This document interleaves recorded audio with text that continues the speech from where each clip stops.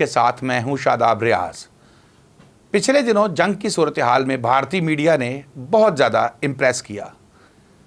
मैं इतना इम्प्रेस हुआ कि मुझे लगा कि बाकी तमाम महाज़ों पर तो हमने भारत को मुकम्मल शिकस्त दे दी है, लेकिन भारतीय मीडिया बहुत आगे है और इतना आगे है कि हम वहाँ पहुँच भी नहीं सकते।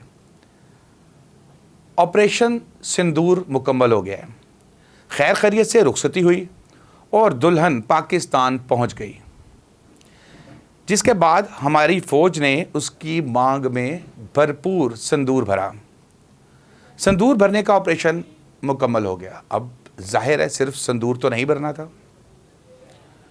और फिर भारतीय फ़िज़ाइया के साथ पाक फ़िज़ाइया ने सुहाग रात मनाई।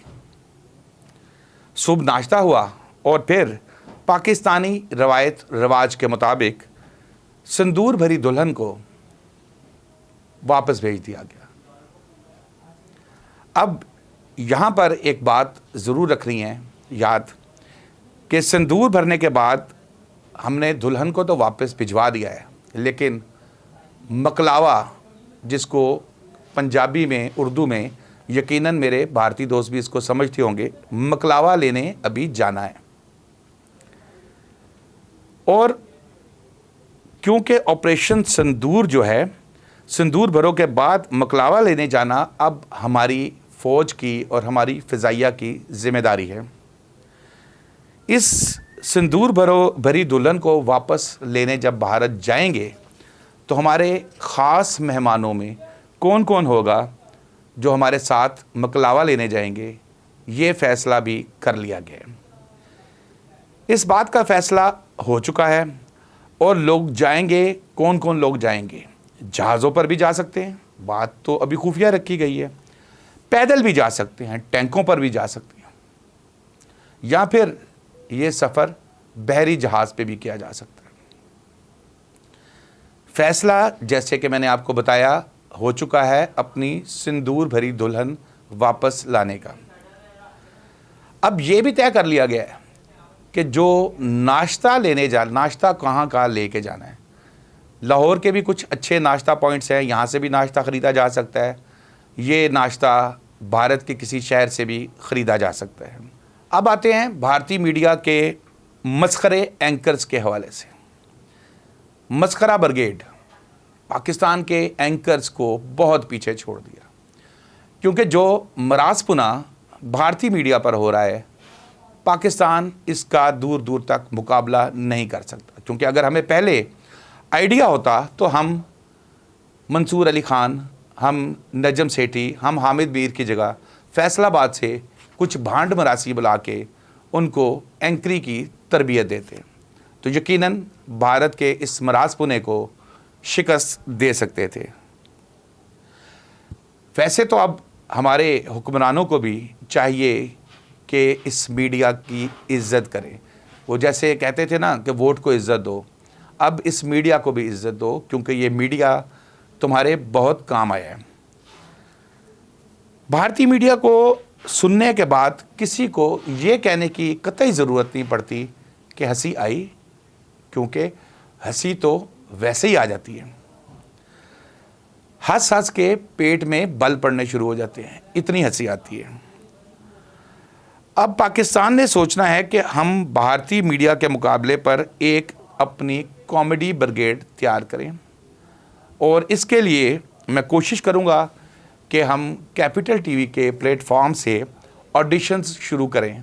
पहला ऑडिशन लाहौर में और उसके बाद फैसलाबाद में, ताकि अपनी जो कॉमेडी ब्रिगेड तैयार करके भारतीय मीडिया का मुंह तोड़ जवाब दें। हमारे मीडिया में झूठ बोला जाता है, लेकिन इतना मुसलसल झूठ बोलने की ना मुझ में शक्कत है, ना किसी और दोस्त साथी जर्नलिस्ट में। मैं तो हैरान होता हूँ अक्सर इस बात पर कि भारत के अवाम इस मीडिया को संजीदा लेते हैं, और अगर संजीदा लेते हैं तो भारत के अवाम की अपनी क्या मेंटालिटी होगी। लेकिन मुझे यकीन है वहाँ पर बड़े बड़े मोतबर, बड़े बड़े पढ़े लिखे और बड़े ज़बरदस्त किस्म के लोग हैं, जो चाहे किसी भी मज़हब से ताल्लुक़ रखते हों, वो भी भारतीय मीडिया की कारकर्दगी को देखकर हमारी तरह न सिर्फ दिल में बल्कि चेहरे पर भी हंसते होंगे। तो जनाब, सबसे पहले लाहौर, फिर फैसलाबाद जाएंगे वहाँ से, क्योंकि फैसलाबाद में जुगतबाजी बहुत मशहूर है। पीछे तो अब लाहौर भी नहीं है, यहाँ से भी हमें टैलेंट मिल सकता है भारतीय मीडिया से मुकाबला करने का।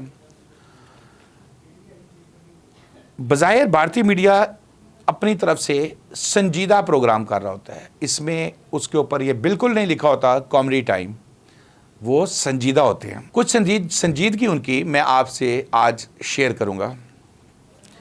कहते हैं कि हमारी सेना पाकिस्तान में घुस गई है।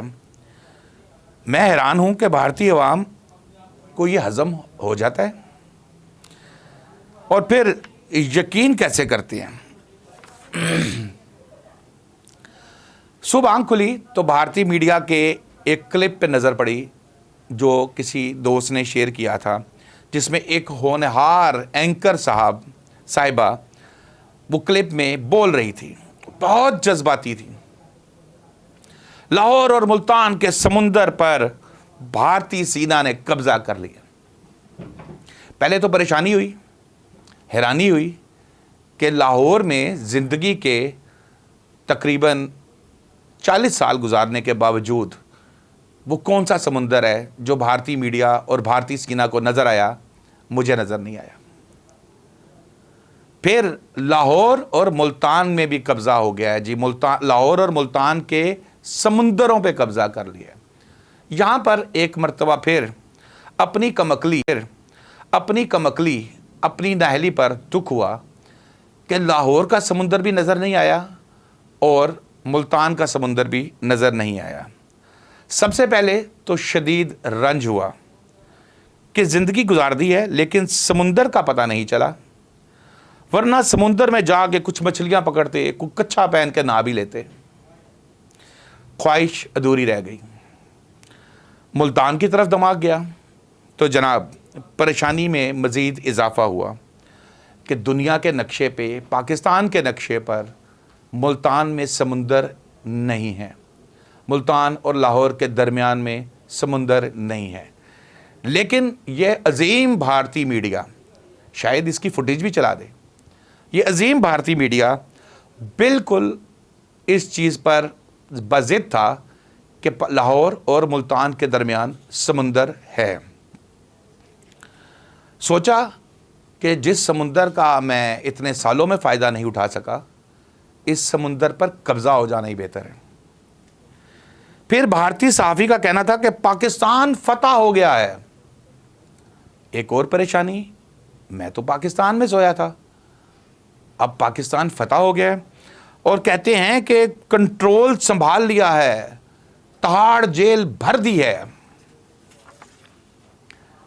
परेशानी तो नहीं हुई क्योंकि मैं भारतीय मीडिया की साइकी काफ़ी हद तक समझ चुका था।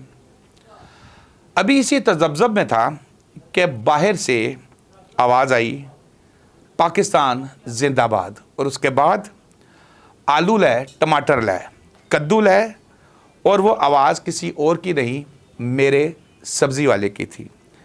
दिल से एक ही आवाज़ निकली, पाकिस्तान हमेशा जिंदाबाद। शादाब रियाज को इजाज़त दीजिए, अल्लाह हाफ़िज़।